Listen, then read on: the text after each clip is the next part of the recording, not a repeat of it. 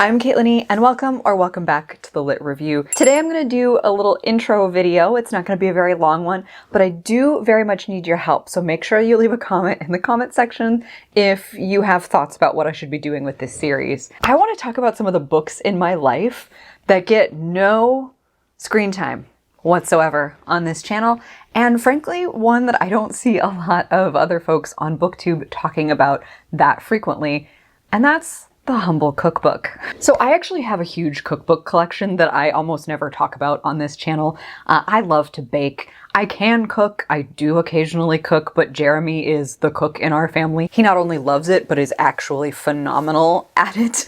And I have a real love affair with collecting baking cookbooks, which is not surprising given how I feel about regular books. But I decided that this is an area that I would actually love to spend some time with you all in, because I think it's the kind of book that most of us probably have a few of them in our house or have checked them out from the library. So I kind of want to do a slow roll series here where I kind of very slowly make my way through bits and pieces of my cookbook collection with the intent to understand the collection better. Am I actually going to use them? Do I like the way this person writes recipes? And I'm going to come at it from the perspective of somebody who is just a happy little amateur.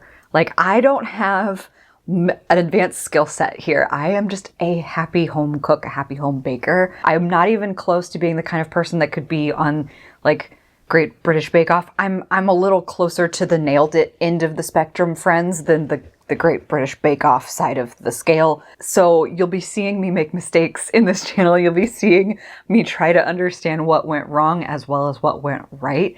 And I think that's probably the best honest form of review I could ever do for cookbooks in general. So I kind of want to invite you into that process. I want to pick a cookbook and maybe spend like a couple of months with it, make several recipes with you, and then at the end decide like whether or not it stays or goes in my collection, whether I would recommend it to you all, like what purpose is it really? And then I'll be able to slowly make my way through these cookbooks as well. So I brought in here with me today the 3 most recent either gifts or purchases to said cookbook collection in an attempt to do some like recent releases that I thought were interesting. So what I would like your help with today is let me know down in the comments. I will probably also post a poll in the community section of this channel. So in either of those 2 places, let me know which of these 3 cookbooks you think I should start this little adventure with. So I'll just give you like a little spiel about why I bought them and like why they were interesting to me originally. And you can tell me which one you think is the most interesting and we'll start to tackle it together. My goal too with the series is to do a minimum of like 3 to 4 recipes from every cookbook that we do together, and then I can kind of get a sense of what the cookbook does well, what I wish it did differently, would I recommend any of the recipes, and if the answer is no, then I think that means the cookbook's gotta go. It'll be a journey together. The first contender here is Baking Yesteryear by B. Dylan Hollis. You probably know this individual if you are on TikTok. During the pandemic, he started making like recipes from old cookbooks or recipe boxes that he had lying around, and some of them have been huge successes and some of them have been fails. And I find this such an interesting cookbook. Not only is it full of like the wit and charm that I associate with Dylan as a personality, but he's organized it beautifully. Like, it is all organized by like the decades or in some case borderline the century that he's pulling from. He also includes the worst of the worst, like some of the worst recipes that he's tried or made together. And he really writes all these amazing anecdotes and stories. Like, I actually have read through this entire cookbook because he was such a compelling writer in the blurbs for the recipe. So I technically have read this front to back. But it is mostly baked goods, which is what I predominantly look for in cookbooks personally. Eventually we will get to some of my savory cookbooks, but this first run is like mostly sweets. But so this is option number 1. Option number 2 is going to be one that I picked up in the middle of last year, I think, and it found it on Book Outlet and couldn't walk away from it. It's called Baking by Feel by Becca Ray Tucker. And it says that she's the creator at Sweet Feminist, or The Sweet Feminist. So I want to actually start to follow her and check her out because this, again, is a really unique concept for a cookbook, which is what drew me in. Much like Dylan's book, Baking by Feel has such an interesting organizational principle. So it is literally, like, you can see some of the infographics here. You are picking an emotion that you're feeling And then she has a recipe for that. And she kind of has this whole thing in the beginning about how you can kind of like put your emotions, you can channel your emotions through baking, through food. And I find that really interesting because she has angry recipes, stressed, sad, happy, joyous, like all of them. Again, this is another one that I accidentally read cover to cover because I was just fascinated. And her asides, the way that she talks about food and her relationship to putting her emotions into food was just really fascinating for me as somebody who's been baking and cooking for a long time. Like here, chapter 3 is for sads. And there's a bunch of different recipes for awkward. There's kitchen sink cookies. You know, so like this just seems like an interesting one to go through together. And then last but certainly not least, this is technically the cookbook that has come most recently into my collection.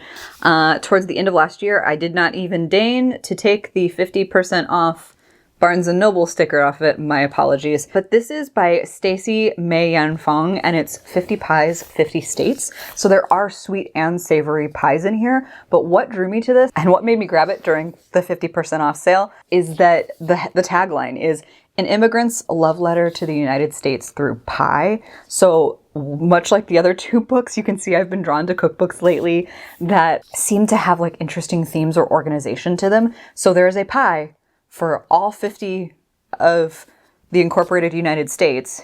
And she is coming at this from the perspective of somebody that didn't grow up with a lot of these recipes and traditions, but she tried to find pies that like encapsulate what she thinks of as like the heart and soul of the individual state, but also does it through like dynamic interviews with individual people. So it's as much about those individual people that she's welcomed into her life and into her heart as it is the pies themselves. And I find that like a really fascinating premise for a cookbook. So I am from Missouri originally. So I've lived in California for about 12 years now, or will be 12 years. Been in Los Angeles for 10. So this does in many ways feel like home now. But just to kind of show off a little bit. So she does like the dedication. She does a page talking about the pie itself. And so there's like stuff that she's written about, you know, the person who inspired this pick. It talks a lot about the state, the pie, the inspiration point, and the inspiration point is a Ted Drewes inspired frozen custard pie. And if you are from Missouri, or specifically St. Louis, Missouri, where I am actually from, you will recognize the name Ted Drewes. It is a like local establishment. So it warmed my heart to see an inspired pie of that nature in here. And then there's, you know, just to give you a sense of it, like that's the Missouri pie in action. So we wouldn't be baking through all 50 to 50 states in here, but we would maybe pick through, you know, 3 or 4 if we did this. But I was really curious and excited about this. And I also love the idea that there's just so much like multi-dimensional, multicultural like memoir moments in here. So that's what drew me to pick this up. Okay, so that's my spiel on why I've picked up all 3 of these cookbooks. So this is option number 1, Baking Yesteryear by B. Dylan Hollis. Option 2 is Baking by Feel by Becca Ray Tucker. And option 3 is 50 Pies, 50 States by Stacy Mei Yan Fong. So let me know in the comments below which of these 3 books you would most like to watch me bake through, and we will bumble our way through it together. Hopefully this sounds like fun for you. I'm really excited about doing it with you. And yeah, we'll see in the comments below which one wins. And we can always revisit some of these other ones because they are very fun cookbooks, all 3. I don't think we can go wrong either way. But thank you for spending time with me. I hope you have a fantastic reading or baking day or night. And I will see you in the next video. Bye. Hold on, girl, now wait just a minute. I've got something to say, you should hear it. Oh, I'm happy to make time.